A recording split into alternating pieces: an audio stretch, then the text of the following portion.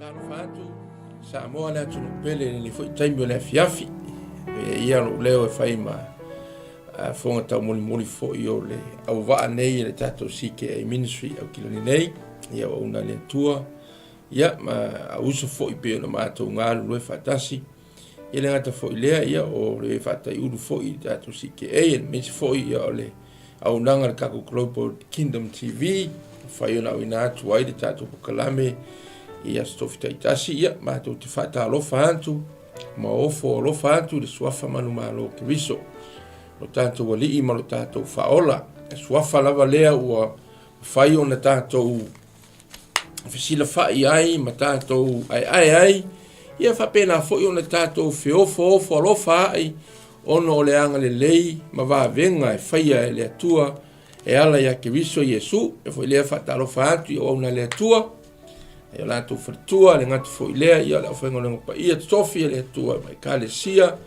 o wo ma pa anga o muri tai pe tatu pukalami ia stofi tai tasi pe na ina atu e tai mi lava nei ia ma tu te fata alo fatu ia ina i wo foi ma pa anga le ngatu foi na eu tato tu asina sina lo fa pe na ona fa ia le tiute ma le faiva o talo ma tu ina tam fa au samoa ia le ngatu foi le nei pukalami ma tu te faatalofa atu le sofa manu malo Iesu Keriso o tatou alii ma le tatou faaola ia nei taimi o la taitaina le talo ia ona tatou asolosolo ai lea o le tatou faamalosi po le tatou pukalame i lenei afiafi lo matou tamā le lagi faafetaitele lou agalelei ma logolofa fai foʻi ona toe maua lenei taimi lelei matou te faasoaina ai lau upu o tala lelei o lou malo ia ina ia aua lava ni o matou no foa ia wa faitotoa loutou e fio mai matou te alolofa ia te o Iesu o le ala foʻi lea o le matou galu e pea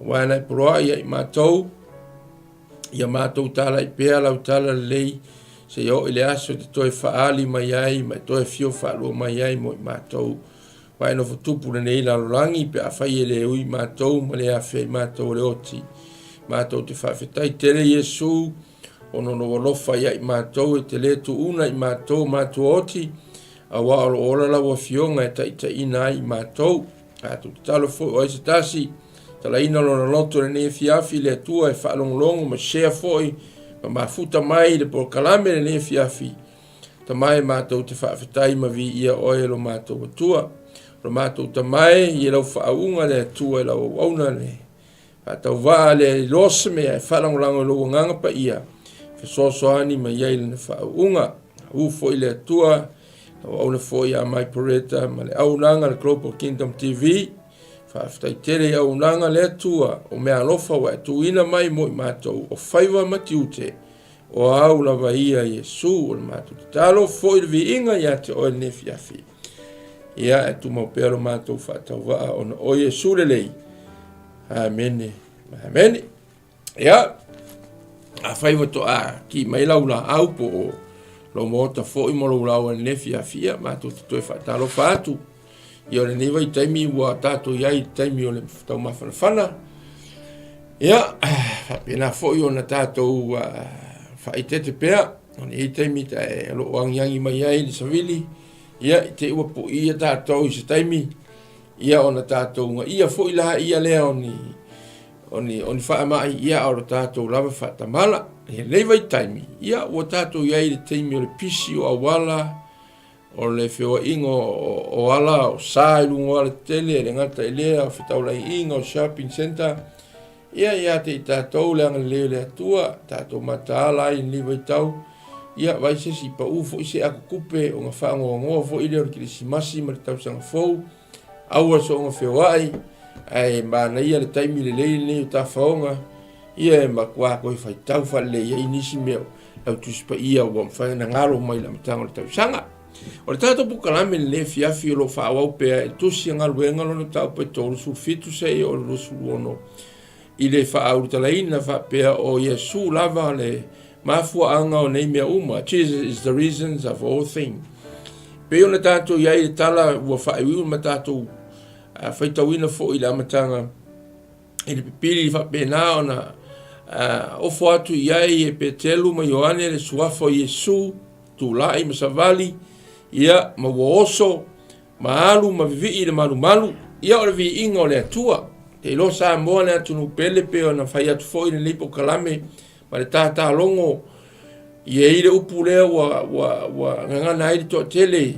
ngata ai vai temi leo Yesu mo na apostolo tupu va venga ia sa moa le atunu pele ele moni na tala ala ala le tupu ona watatu le toe mana na o iai wa fai lava i tātou ia o tātou langona mo tātou manatu ia e teu Yesu tonu ka mai kipusa me fo ilea a tātou mana na o iai ia o Yesu le wa ofo ina mai a te tātou le mana ina ia whape na o na tātou au nanga ai man tu fo le mana e leo se mana e whai ingi a kākou show a o le mana ia e whaai loa tuai Yesu lea na maliu ma to e soifua manu ma lo mai o le tūtam tau o le atua o le ato e fio mai se taimi e le mamau ia le fua e whalonglongo le tele foi nisi foi o whasoa e lungo pea o le ea lungo i te whai langi ia e le to e fio mai Yesu ia sa moa e la tunu pele le ia se kara kako pukarami pauli ngei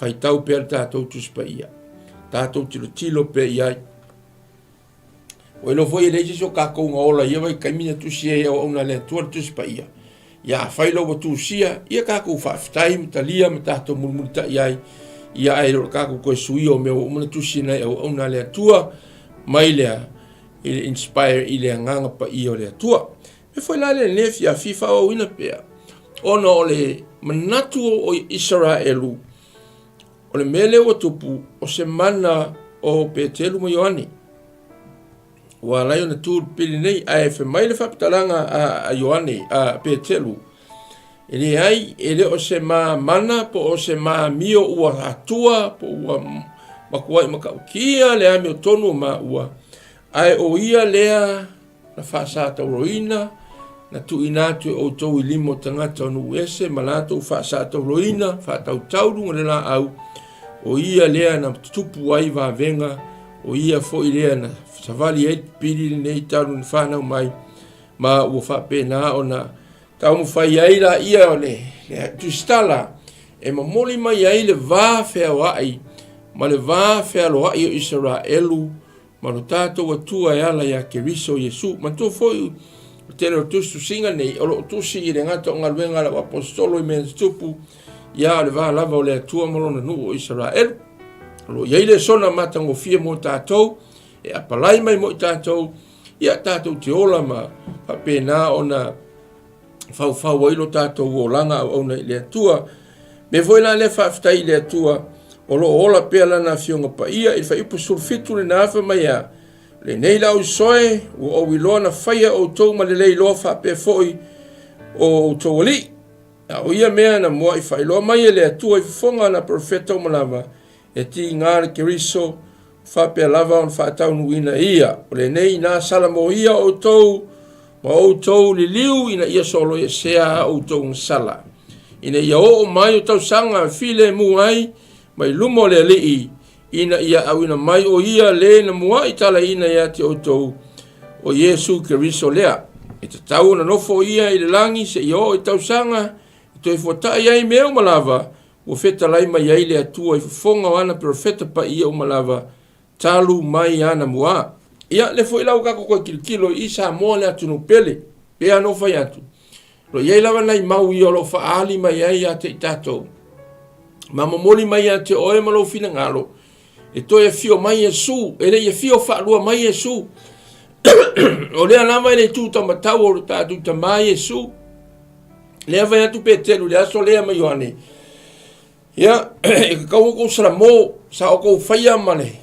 o le upu lea i fe male lei loa po le ignorance o le ignorance o le fa pe voi le o ngaka le ia o ina ai o fai foi lea malea male fakanga male le manatu mamafa iai e ka ua le mea lea la tau te ena malato le taliaina le fio mai leo le tua le ralolangi ala iai Keriso Yesu lo tatou alii ma lo tatou faola fa mai lo tana Petelu ina le liu se maia ia o tou mai o tou liu ma ia salamo ina ia solo ia se a o tou anga sala o ei vai kaimini vai kaimi o ignorance o isi o koe fulkua foi kua laulangi o me whawhiawhia le o mani kaimi. Le foi la koe whasakaulo Yesu se ia uma foi kisimasi ma kaimi whawhiawhianga ia koe foi la ia salamo. O me o salamo le liu ese le koe whaia mai le koe foi ia mionga le anga ia ma mionga valea sa whai mua wale koe mga kua ma ua ingo ia koe whai. Me foi na lewe mai la apostolo Paulo. O kongo Israel we falongo mai ia o tau salamo repent ia le liu ina o tau mawhauwhau renewing your thinking ia toi a mawhauwhau ma koe mawhauwhau ma toi mawhauwhau ina ia solo ia sea o tau ngasala ina ia o mai ia tau sanga fi le mua i lumo le alii ina ia wina mai o ia lena mua tala ina ia te o tau Yesu Kiriso lea e ta tau o na nofo o ia le tu i le langi se i o tau sanga e toi fo tai mai ai mea malava o feta lai mai ai le atua i fufonga o ana pero feta pa ia ia lea lama kako kilo Samoa o lea e le iei le tau sanga o le fi le mu e ko e fio mai ai Yesu fa mai i le apostolo Yesu le kala inga mua o tou lea o le ako e fio mai o le mea le kau kou salamo lange a o nga fio mai o ia famasino a mi o tonu le tupu a mi o tonu e ko e fio whaurua mai e ka kauonga ia te o tau lea le file mu the peace of God e ka kauonga ia te o tau le file mu moni lea me foi na lea e le ka kauona tātou whaangalo inga mea fio mua mai o i ke riso Yesu te enaro na nu ia lea o iairu tātou o vanoa o tātou nu ese ma tātou whatua tua matari tonu ia Yesu ina ia maua e ia i tātou le salamo wha mangalo ina o tātou ngasala ia ma maua i tātou le ola ma le manuia e whaavavau me foi lale a Samoa e ese le ka ua ngai kusi whai kau soo diskas fo soo whai eia o ngā sa whai ei la unga whai ei mo meo tala wha lotu ia e o ngā fōlu kaku koe kilo e ngai fiafi wha mai ka kauna no fo i e le rangi whioro i eia sur taimine nei o lo i le tu tamatau o ia i tamā o i langi a whamai se ia o i tau sanga e toe fua tai ai mea uma e lero koe fua kai o Israelu koe whio mai Yesu are toe fua tai o mea uma that means everything not only the temple or Jerusalem le koe whausia o Jerusalem ai o mea uma le karangoa mai tu se whalinga whamai e le langi fou ma le lalo langi fou e ma vai atu le lalo langi tuai ma le langi kuai ma mea uma ai iai le langi fou ma le lalo langi fou e whanalea kako kilo e le su ea mai e nisi ni kali o kako langona mea tātou te mawhau ai wha ale anganga e au mai lava Yesu mai na fiongo pa ia le tua me whale ka hawa kere fo tātou to anga whaitau le kako kuspa ia e ta ina ai tātou le aso ma le aso ia whapena ona anga le leipea le atua e so se mea lea fo ila wa taranoa mai ia le tustala ia luka fasino mai va mai o le mea nei wa uma na wa leva ona tala ina mai e whafonga ana perfecta me foi le mai e su te le sau e whaale anga ina e ia whaataunu ina ma wha taunu ina ia le tu la fono ma perfetanga anai perfecta me foi la lea i o e Samoa o le ia se le ilo Yesu le fa i unga ma le fa taunu unga me uma lava na perfecta mai ele fiong pa ia le atua ai va ai o e Samoa le tunu pele e le io o le time e fa e fo fio umai me o lo ia tonu tu spa ia a fai wo uma ia le lei e se le poto oe le kele la ustali a lea ka ki fai ka wa ku ifo i tusi lea o le io o le kaimi e fio mai e fa mai e le taimi e fio mai e so e to faina fa mai a e te tau na nofo o ia i le langi se ia o i tau sanga e toe fua ta i ai mea malava ea ele mai singa mau si ka fai ka fa parangi o le ase kala mai ngai parangi nga mea la fai punga sfuluma lufutasi fa mai whom heaven must receive until the times of restorations of all things which God has spoken by the mouth of his holy prophets since the world began. Wa vai la ia. E fona lea. Awa ke alu keri. Awa ke alu keri kua so e mau ao mai ai me fai le lolo. O le ai I tispa ia le lolo sili o le lolo manongi lea mai le tua o lana fionga pa ia. Fai mai ea o le tatau le nofo ia le tutam tau po le langi se ia o I le aso e toi fua tai ai mea malava. Not Israel. Deu kako loa fuanga anga le tua la vea ai ma Israelu ai o le fua taina o mea malava e pei ona tusia la fionga pa ia le tua ile le fiafi ia ma ngai e foi la se mea wa kau ke loa ngei ia vesi fa mai o umanga sau fa lo Yesu le ko sau Yesu ia le o Luka stasi o formai sa la to fioai ma la to va ai ma la to fa longo ma tale noa ma le apostolo ma tu sia nei mea e se vai oila ka o ka fa o ngafi fe mai pelo ngime mai le ko fio mai Yesu ya kako tau ka le ko inga se ma ko se ka pelo fo e ma ka ki ore li skela sta di inga pelo mai lo kako ale ai ko ngwa le skela Yesu por na upu this a universal book, the holy book, the Bible, le ana ka ke wa e ana foi ka se ka ko le kero o onga ma meio ka ko falongo salalau I lungo le ea onga ka ko le kilo le ai I upu mai ku sia ala se va yo le mangingo fa mai wana fa mai lava mose yo tato tama e fa tuina le ri lo o to tua le profeta mo to so to uso fa pe o nei to te fa longo ia te ia I mea malava na te fai mai ia te o to se va ia mose I le fia ka usanga mo vai le ko kutu susi mai e luka fo mai o luka fa mai fa pe o mose mose sa to fia le tua te ina lona no ele fa pela wa pe o Yesu mose ai ile fa mai wa race mai ile tua pe wa au mai ma fa ma wa to a saunia le tua mose fa mai la ia e pe lava Yesu pe o mose e sea le ang o ia na te ina mai no mai le mea sa no fo polonga ai le foi la buka ko kilo e se ta o le mea wa ya fa mai e fa pe tu ina le li lo to tu al perfetta moto so to uso fa pe o nei to te fa longo ia te ia I mea malava na te fai mai ia te o to e ui fo ina fa matia na ile nu o tangata ola o le fa longo ile na perfetta o va ai la o ia wa even for the time you mose au te ina le nu o le tua tele na le fia le nu o le tua nisi la to na la to muy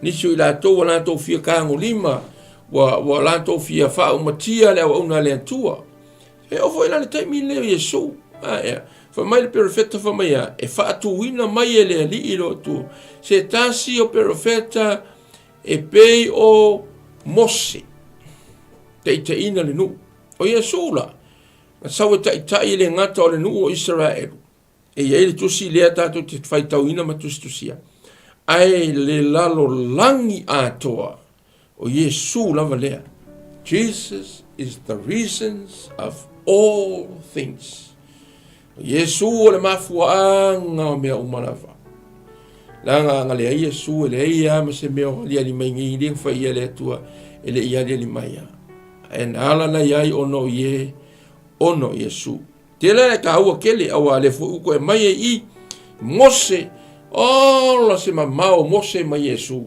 a le ko ko mai I e luka fo mai luka fa mai ia le pe fa mai mose awa na fai mai lava mose I o tato tama lo kalangoia Israel kai milea ia tama Israel o lato au tama e o foi la wali ia kalangoa ai pe telu kai milea o lo refer e fa mai e fa atuina mai fo ia e whaatuina le li lo o tau atua le perofeta mo o tau, o so o tau uso, e whaapei o au nei, pei o le tangata, Mose, e whailo na leo, whaio na aao o na vai o na lima, iailo na leo e ina le nu, au wā o le perofeta mo o tau so o tau uso, whaapei o au nei, tau te whaalongo ia te ia mea o malava, na te whaima ia te o tau.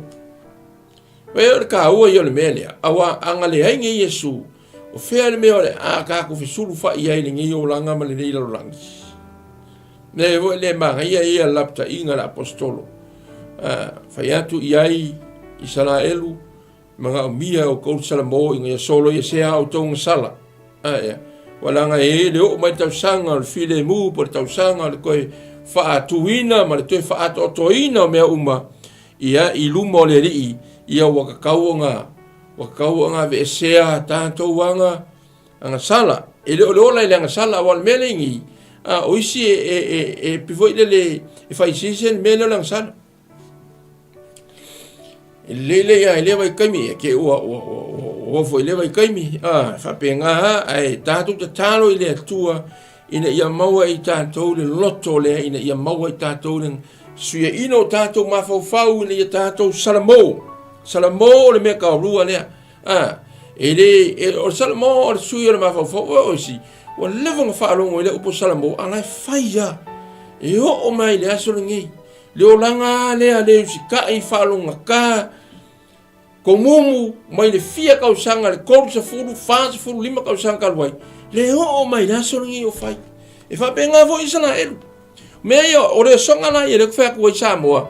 E la paka inga mao ngā palai mo kākou. Langa le kākou ke au auna i le atua e pa ia, o le atua e matautia, o le atua whai vāvenga, e ka kau ngā kākou makua i au auna i a te ia ma lea. Ma le loto atoa, ma le nganga atoa, ma le mawhau atoa. You know, o le kelo kaimi e pi kau whaase ea le atua i kākou me whai. E le nganga o upu. Kau ki whaase ea, whai kako upu e le pi whalong me ka ngaka u. Ka kare makua hawa e le atua, ai ese ale mea le whai kua. Yo mo kau suanga valea wa ngai i luka uma kako Samoa ngā upu. Mo tau suanga valea, you know it. Ke hilo ngā whongofia. At the same time, au e ka pua isole. O me pa ia le atua sisi di ase. Ia pa ia li. Me foi la le ka kau ngā kako mauan me ka ore Salamo. Suilo mafau. Ele vai pe o suilo mafau, ele mafau seska ngaka. Ai o suilo mafau mai i mea ele te tau o na tātou mafau ai mea leanga. E sui le mafau o le atua. Ina i tātou mafau mea o le malo le atua. Tāua kele la mea le mo tātou a Samoa le atunu pele. Lango lea mai i Mose. Ke roa le tala Mose le lofa le nu o Israel. Whaalongo foi la ia o e langtala. Le atua a whai o lea e whasiotia mai o lea e solo. E sea le nuu lea ngai a maia ngai tofinga o ke kai a maia. Ia ave ese lo ungoa ma le tusi o leola. Wow! Wai le mea ka ora kai. Even i lona ola. O si kai o le pōko i e ola sefi. E kau vai akura na kau eskengi ni mea. Kure lo ngai mamo i ruma ya le lafi. Ale mea ia. O le kai e makua whai kai le foi la mai i e tustala o luka. Ia Israelu e peo Mose. Le anga o le loto le tangata o le loto na taitai. Le loto na tofina le atua ne taitaina wha mai lau Mose.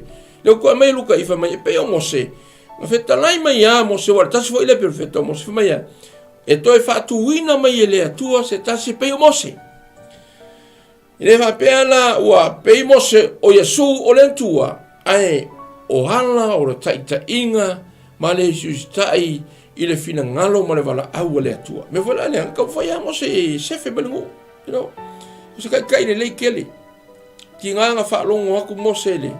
Ile ko mumu ile mui i fai kio o ngu foi mai se anga mako ngofo ai o sili aku lo leo mai ngei ma fioki e ngei.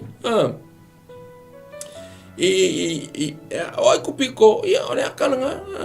Mo ia ai fasipovi o a rai polonga. A o le mai e kākou, mai e Iesu, ia le nuu o Israelu, i le nuu o le forfolanga po kanana, ina ia iai se o langa masa suinga fau. E le whape fo ila o le ao mai loa, suit o meo. Le o kākou e hei me le procesa le atua i o tātou o langa. So se ka ngaka au ngai le atua, ma se tangata o foina no na ola mo le atua, ma o se tangata fo i u appointi le atua mo na fina ngalo. E ui ia i whawhita auli. O nā whawhita auli, o processing ngā o le tangata au ngai le atua, ina ia wha ato o toa ina lana ngā au na malala ngā luenga i le atua. Pe fo ina lewe mai e luka i, mo toi a mai e luka mo se, langa o ia o le tangata na ta ina mai le nu o Israelu. Ele faz o tausanga umiteli. O e feala marca mui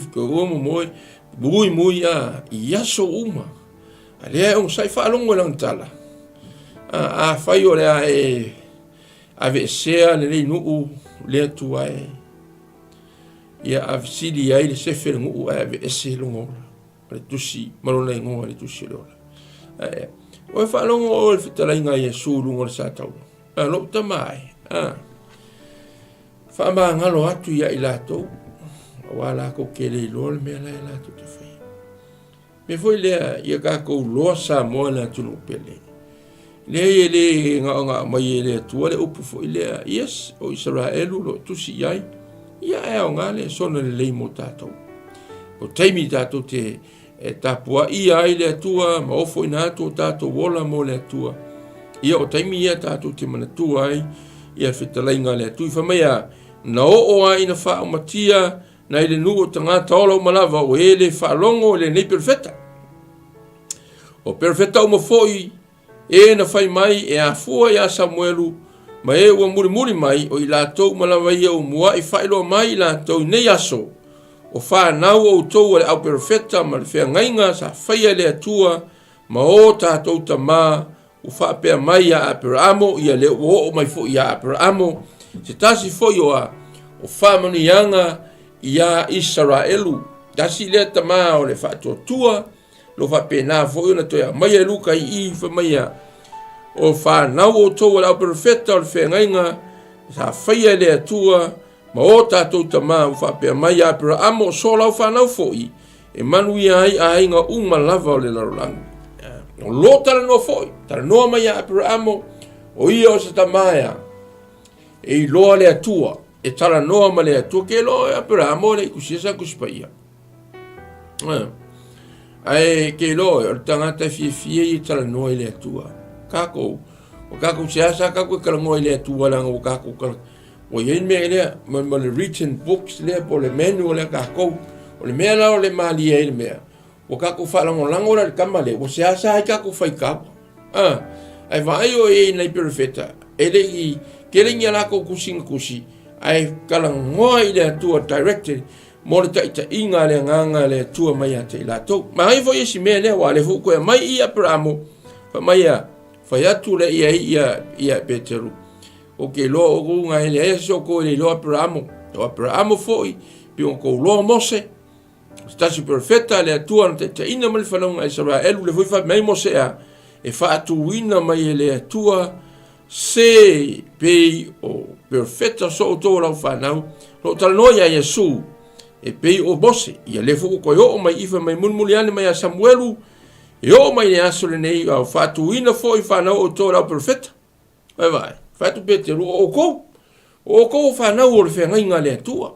Whangau ala o perfeta ma le kaimi o Samuelu, se i o ma le kou kaimi, lea le mau aku kou whasaka loa Yesu, ia ngai ako kei loa, Abraham o kaku kamanga, o ia lea na, whanau mai ai le whengainga, ma whaia le atua, le whengainga le atua, mwhai mai a, o so lau whanau fo i e manu iai a inga lava o le laulang. O ai le kalangoa iai, lo kalangoa lava ia Yesu lea. E le whapea na o whaikikia Mose, whaikikia ia Abraham, whaikikia na profeta, a o le mea lo whapea ngā o whamatana atu e Peteru, o ai lea sili aku i mea umangei. O ai e pungai o mea umangei le e tau lai ma whaasino i eile tu singa o le tuispa ia, ma ave i eile whaamua le atua. O lai ave uma e winga ia Yesu. o so lau whanau, e manuia ai, nuu uma o le lalolangi. Se vai lau iai. O le atua fo i wana whaatuina mai lana au auna, here we go. O lana au auna, o lana au auna, o lana au auna le fo ua, o iai i le taito, le si taito le a Yesu, o ia o le au auna, se vai. Fa mai a, u whapea mai o apela amo so lau whanau fo i manu iai aingo malawa. O le atua fo i wana whaatuina mai lana au auna, o Yesu. Wa awila mai o ia, e mua mai a te outou, e wha manuia mai a te outou, i le wha le liu e se ina outou taitasi, ia outou a mio leanga. Jesus is the reason. O Yesu, ke le fo e le fa pe fo i leanga, tai mana i au na le lii ma tangata, fa ngai le tua, ai o le point le misi kero kako, kau amero kako fa mua ka ngaka, ai muli Yesu, e sili aku o ia le tangata. Pei o le mea lea, lea kau manga o pe telu nga ia, mongo hatu le fina ngalo Israelu mo lato mafau, o mea umangi e winga uma ma point uma e winga ia Yesu. Karangoia Mose, ora karangoia winga ia Yesu, karangoia Abraham, karangoia winga ia Yesu. Kaimi o Samuelu, whangangau mai ai, i profeta, le whangau lungo o Israelu, e o karangoa fo ia ye, tala noa ia Yesu. Se vai o el manga ia kero le melea. A wanga kakure ilo le melea. Ia, ka fefe for my you all sons of prophets, and of the covenant which God made with our fathers, saying to Abraham, and in your seeds all the families of the earth shall be blessed. No tala noa ia Yesu. Manu ia inu malava le rangi. Nu furongo. To you first, God, having raised up his servant, Jesus, sent him to bless you in turning away every one of you from your iniquities. Se vai lá. Ka ua i o le mele sa mua le atunu pele. Langa akako le faa mua le atua ma kako kilo i ai ma faa e unga misi Yesu me uma. Be voi le nga kuku ala loko ia kako po kalami. O Yesu o le pongai o mea uma. O Yesu ma mafua hai loku. O Yesu ma mafua hai lalolangi. O Yesu na mafua hai lo tanto wola. O Yesu na mafua ai le tanto malama. O Yesu na lai ona iai mea uma lava le laulangi nei. Si? E ana le kako keilo ai e se ale suafa. Fame sili atu. O le suafa lea e sili atu i ngoa uma o le laulangi. Me hifo iai tu livae malatu tauina o latu lau faiva. O ia o lea lii. He is our Lord. Me foi la lea. Sambo, e se ka o le melea, a wai ta tau na tātou wa, na tātou i loa, le si taito leo Yesu, na fio mai o ia o le au auna, fa mai tu si ma reko, e se furu na fai pui whālima, fa mai nga, o le atali o le tangata, ai sau o ia ina ia, au auna mai tangata ia te ia, a ia au auna o ia i tangata, ma tu ina atu foilo na ola, e su ia i tangata e to tele. Ta ua i o le melea, asi lea anganga o kako inga ia kako manatua le taito lea o lo tato o di faola Yesu o ia le tupu ai o ia fo i le au na sili the servants of all ili pese ngafa mai ai fia mawalunga le malo le atua ia faawao nei fai oe mau au na i tangata umalava si o le me fo ina le lena tamu fai tuai le apostolo o petelu ina ia tu ina hatu ia te ilatou ia i loa o na vava ai ma mua Yesu le foi la pe wa la ngonga uma le nguu i la ngona mama natu o le au fai ko fama mao ia o kama ia Israelu la au for sayo ma la tu si upu ma la tu kayo ma la ko uma fa longo pe ia fo se loku fo pe ia fo se si tala inga fou le mele kau vali mai ele ri le pe telu mo yone Asia walanga fo ile ai se si ele lo Yesu le nga la ko longa fa sa taulo folinga mai fa sa taulo lo le tulanga fa Roma na na polo wingo le tangata wa ye se wa fa vitauli wa ye le tula fono sori ai le ai na o Yesu na ala na fa sa taulo na le nga ina ia mangalo ia sala tangata umala other way around fa sa taulo tangata ono langa me se u fai ai fa sa taulo Yesu ona ina ia mangalo ia tatou sala ina ia solo ia se ia tatou wa miole tonu malava me foi le tatou te vava ai i le lofa maleanga le leio le atua e ala ia ke riso Yesu lo tatou ali i malo tatou faola wa maua i ta ua le manuia e le ngako le manuia tino le nei ale ola e whavau ia male ola fai pea ia so malava me foi le tanto lo na fa mua Yesu so se mea kele o mea muli a Yesu pe vongo ka o se foi ka ko pokalame wa vele kele mai o mo fale mai ma fo mai ma vai la au ngi nga po wa ka ko wa le fa ko nga ia Yesu o fo mai sili o ia o fa malolonga ia fa ka ko kapana ia Yesu ngo vai kwa ai ole a sola kwasko inga masilo makua ole aluaku al mele ole afa ma vai akua o fa ka ko kapa lo le ya Yesu e manga ia le ka ko kapa mo ya Yesu Jesus first he is the reason of everything bivongo ka o so ka ko pukalami bole ku kupungi ma venga yo ka ko langa le kupungi ma venga yo ka ko kalesia ko ngoloku langa wo yela ngo fa mai pawanga o kaimianga Yesu mo apostolo ku poi menga ia o ngale ko kupurole asia pes buka kule ko mga mia Yesu o ye onga me o ye onga fa malolong o ye onga tutu puiva menga o Yesu o ia le mafua anga o mea umalava fa longo le kala la o apostolo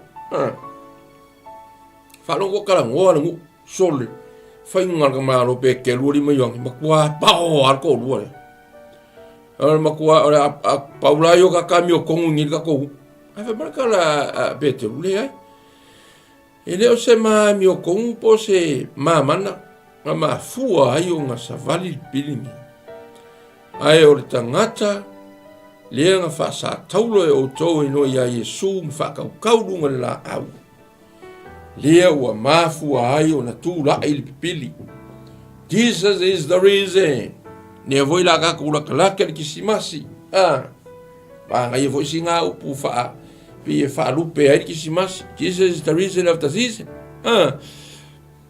ia nga mo foi la io le season ko mo foi lo Yesu ko ka poki ia ai fai ya ka ko go back to our own reason ale meo Yesu la e o fa mai o io le amatanga o io ngata anga o le alefa mal omeka le sia matanga le sia ngata anga tu mau fa vau fa mai no pa ia le tu o Yesu le liu o ana nafi o le so e o le fa vau ele ia se le liu tasi ia Yesu me foi la le ka ko e langa lunga Yesu ave se mai Yesu mar ka poki nga o le va ke o ele ka sanga ko vale foi la fa ka mai foi Yesu ke me kismas hello Jesus ia kam sauri fa foi la ka se le pe foi kismas o foi la ia ko ke Yesu ko ke ka poki fa tai la va Yesu ia nga fai vo ia le o ka ko ale me o Yesu o ia le pongai o mea umalava fa mai ana le tala nga fa auto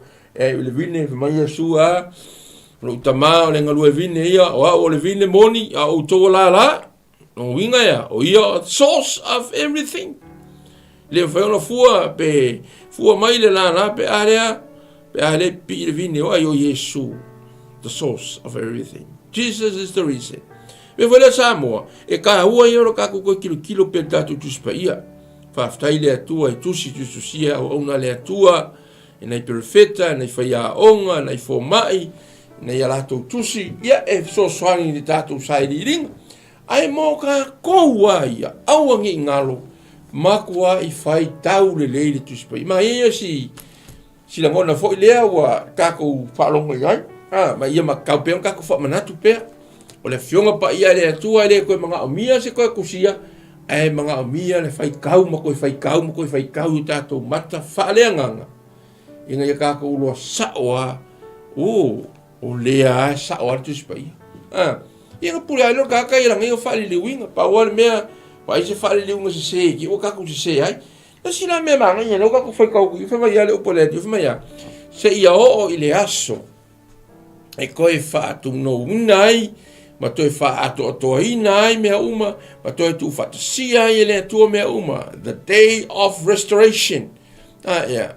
Everything, o mea uma, e le ngā Israel, longo inga la. O rai le i tūtong matau o le atua, lo tātou ta mai Yesu, e le ia fio mai. Tā moa le atu no pele. Ma Yesu, i tu se mātai o rufu wha. Na woni a Yesu na oso. From my be aware of false prophet. Kaka kau wha se. Kaka kau wha laka. Antichrist. Antichrist o e pi fōringa mai o ke wiso a kua koe leo i eisi ke wiso. Kau wha se. Me foi la lea tātou ka ngaka ua whaolaina. Wa le fuka ko whaolonga vo ilea upu. O le ia se si le nganai. Whaolaina. La le me ka whaolaina. No ingo le tangata ua suia lo na olanga. Mai la songa fua e kaula sa. E wa ai Yesu. E wa ai fua o le anganga. A kalangoa mai ki whaolonga kua o fua o le anganga le kalangoa mai. Ai le o fua mai ka la fai for karo la fai ma kui ma seve se o i for ko pai ale si a inga ele fai la ko pai ke o fa boko buk me vola le ole ka o le mele ia tato i loa awangi fa se e i tato in tele o tala inga bo makua le kele kala inga kele mano tala inga e vola kai mi o mai e lo ka ko ru fa si pe wi e pe ana saul mele pe ya sel mele o kalkunga o me e sel mele o kalkunga e saul mele foi kau kus pai o kalielanga ko foi tau Yesu le ave mai Yesu ia mai luka tala apetelu mai ya kalok ngi nga Yesu lo ya sea o ko masala lango Yesu le nga mo sau fai lo ke o ko manguia so lo ya ko masala le ko ko fasa ka uloa, e koe sau. Mera le ia ko sala moai, suyu ko maho fau, inga ia solo ia sea o ko ngasala. Ia. Ina ia o mai tau sanga le file mo po le restoration day, time. Mai lumo le li, ina ia awina mai e ia, le na awina mai, se vai lai. Ina ia awina mai e le atua, le na awina mua mai, oi lea. Yesu. Le ana koe sau Yesu. Le haka ki fai akua. E toi sau a Yesu. O ai e onga kala lea. Le kalongo mai ai luka i. Le kalongo mai ai petelu i. Mai e toi sau se i o se ke fai kau wha lei. Mai o le nei. Ina ia solo e sia o tau ngasala. Ina ia o mai o tau sanga e file mu ai. Mai lumo le li i. Ina ia awina mai foi e ia. Le na muaitala ina. Ia te o tou. O Yesu ke riso le. Si, whamaya, e ta tau anofo o ia i le langi se ia o i tau sanga, e toi fua ta iai mea uma, ua feta laima iai le atua, i fofonga o ana perfeta pa ia uma lava, talu mai ana mua. Si? E vai. Ia le foi mai e tu se ngalwenga le nkaku kakala mai ala, makanga makaku sawila makanga. Wa kola ori le Yesu la e halu ale ku fa ta ia malo. Ia so no le Yesu e mo tu le mana. Pe fio mai la nga i mo ate uto. Fe uto mun mau ia te au Jerusalema. Taia Samaria, se o tu ingo na la. Fa mai ona watu ai le Yesu lungo au. Mai atu tula na so o matilo atu. O al Yesu le i langi e whaafo se ia na latu whalongo i tangata tō lua ngelu whaftalai mai a te latou te lai ai se ae mea o tō ai atuai a te ia le nāua fio atu i le langi whaapena fo ilo na toe a fio mai. So, le ala le isau Yesu. Sa moai le atu no pele, ia, pesi fo i le kako ia sola. Sa moai lo atu no pele i le loto e, e tau longo pele upu ia te oe, ia, ia. Kau longo pele upu o Yesu le mafua anga o mea umalava. Wa ba ingi me kupu.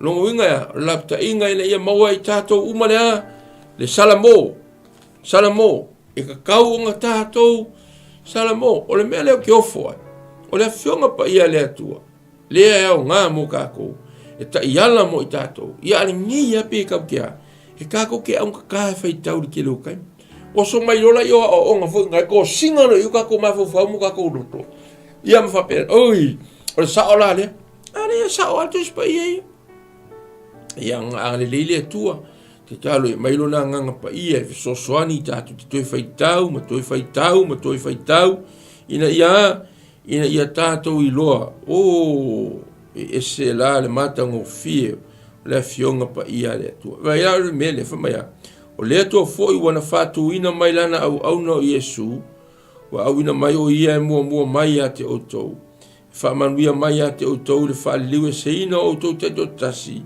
ia o tou a mio leanga umalava si vai sa moana tunu pele ai ai lava se tasi mea te mana o fa mua i mea umalava ia tatou fa mua Yesu so se mea ele fa ia tu ile le tatou po kalame le fiafi e sua tula sunga e fa mama malaunga ruenga pe ki tu sio tiute ai ngaro walu loku la sa so fua ka la sa le winga nga ai e tanto lo Yesu le mafu anga me uma e tau na tatou fa mua o ye me uma lava tatou fa na ia te ia tatou fa to ia te ia e tatou tali tonu wina o ia pe ngo fa ya ku kele o mengi wo o mai o fiu fa ngo fie ai fo ma i merkelo mea buy this and do this buy this e o ngale moro so i fu ma lo inga vai sa mo na tu pele ai le ia ngi me o vai la au o mai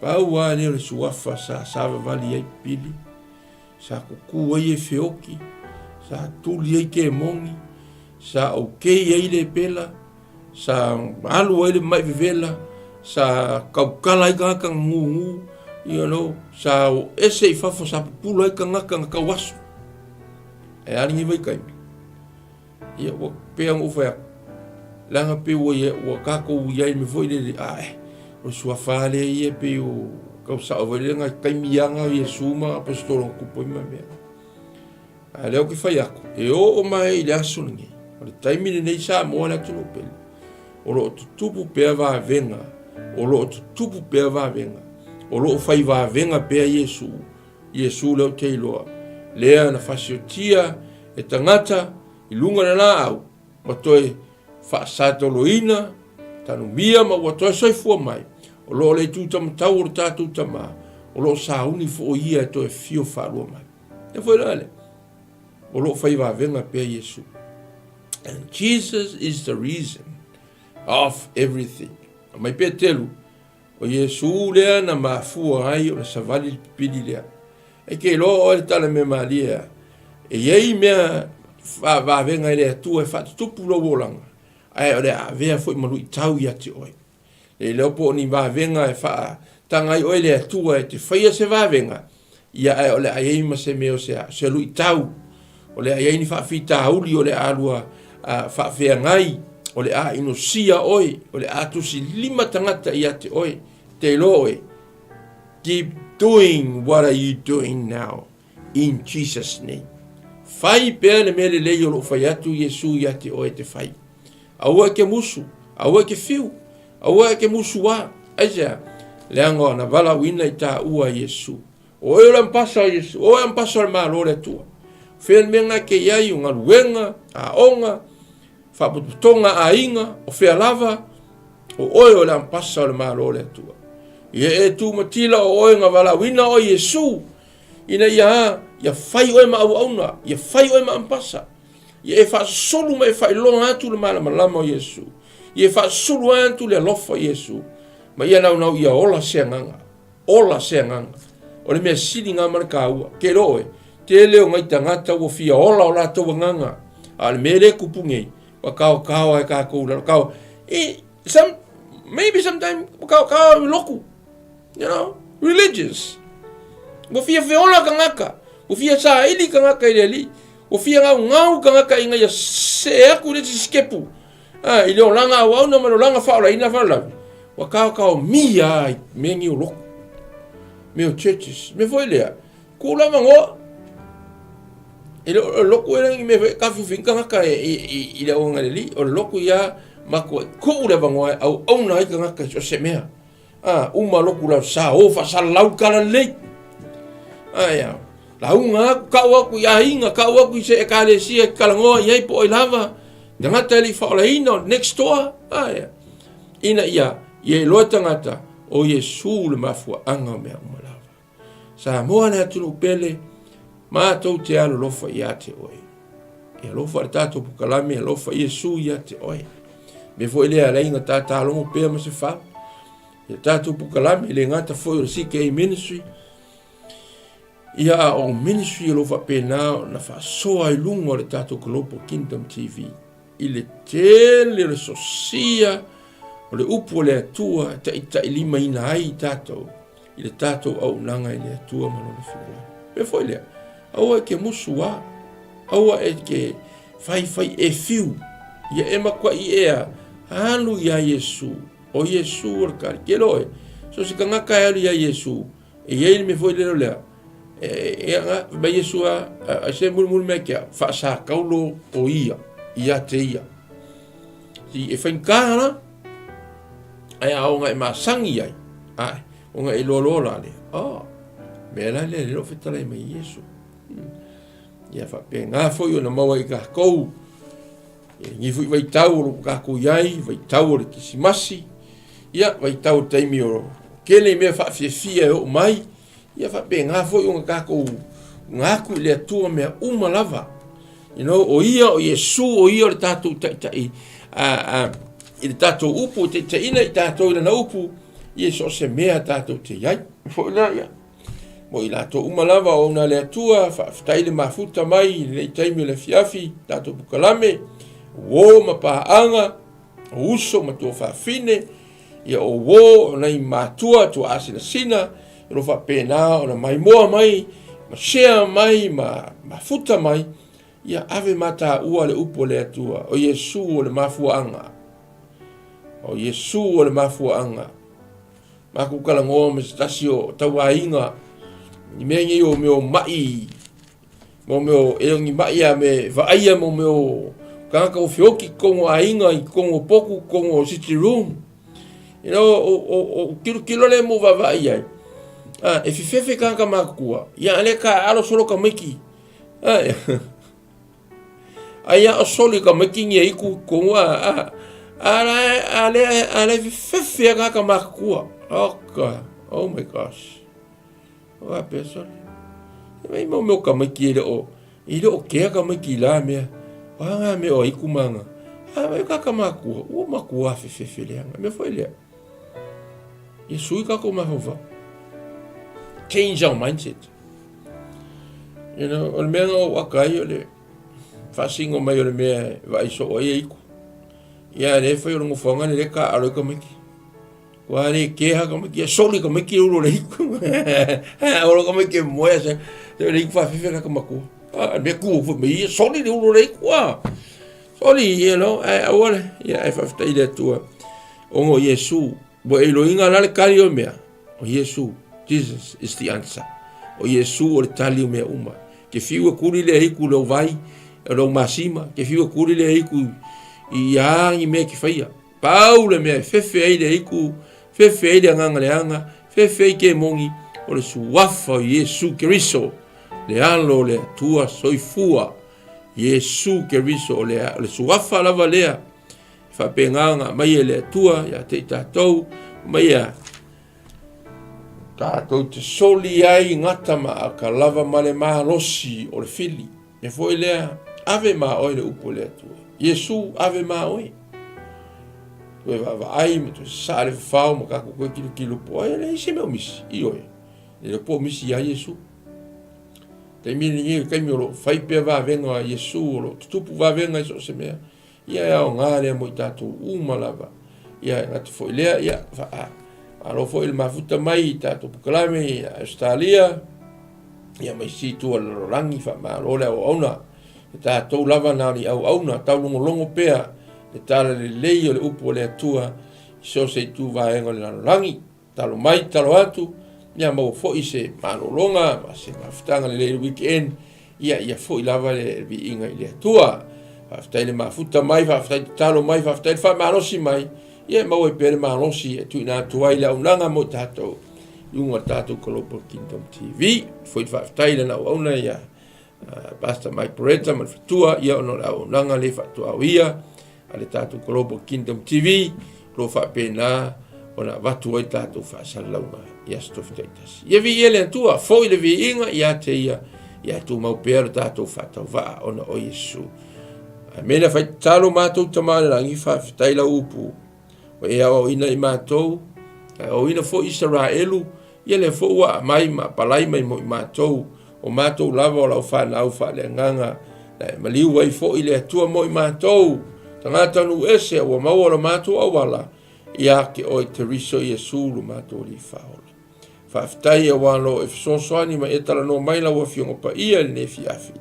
La pata ina Israelu, Yesu na fionga mua mai, na tala ina ia te ilatou, o le ato e fio whaalua mai, o le mele tāpena I o mātou tangata, I le moni ma le whaamaoni o le mātou mawhauwhau, I le ia mātou salam o moni ia te o Yesu. I oi ei teimi tamae mātou te whai ai mea ma le mātou valea, o le mātou le iloa, ia po le mātou whatanga valea fo I ma le whatanga le iloa mea, whaama ngalo lava I mātou. A o le mātou tamae, mātou te whapeatu, te whawhawina le mātou, mawhtanga ma oe, mātou savalinga le lea fiafi, ia o mātou au auna ia te oe le ngata o ministry, so se mea lava o laulangi, ia o tonu e kale sia lo auna.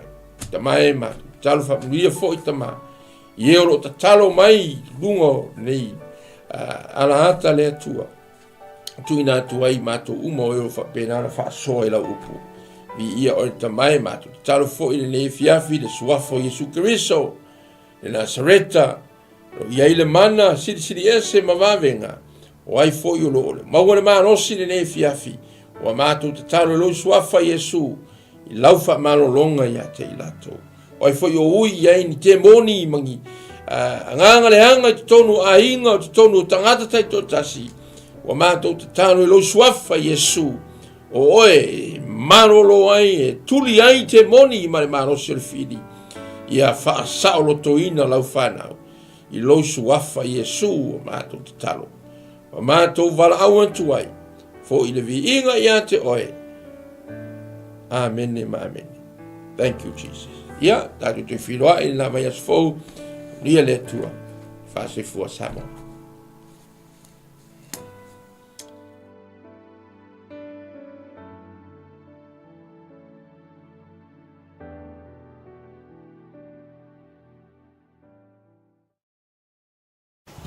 Hey sis, where are you going? Oh, I'm just heading out to find a place to send money to my uncle in Samoa. Oh, why waste time and petrol? You can use UP Group Money. You can send money to Samoa and it's really fast. Really? Yeah. Can I sign up online? Yeah, it's really simple. Sweet, I'll do it now. Okay, bye. Bye. Sending money to your loved ones in Samoa has never been easier with the UP Group Money Transfer. Our service allows you to transfer money quickly and securely from the comfort of your home or anywhere in New Zealand. Your family and friends can conveniently pick up the money from over 40 villages across the Polo and Savai. No matter where they are, we've got you covered. Our user-friendly online platform makes sending money a breeze. Just visit www.upgroupmoney.com. Sign up and start sending money in minutes. We're here to help. If you have any questions or need assistance with signing up or sending money, please don't hesitate to contact our friendly support team at 09558 2896 or 0800 877 328. Or visit us in the office at 6/22 Station Road, Otahuhu, Auckland 1062. Experience the ease and reliability of UP Group Money Transfer today. Your family and friends in Samoa are just a few clicks away from receiving your support. Visit www.upgroupmoney.com now to get started.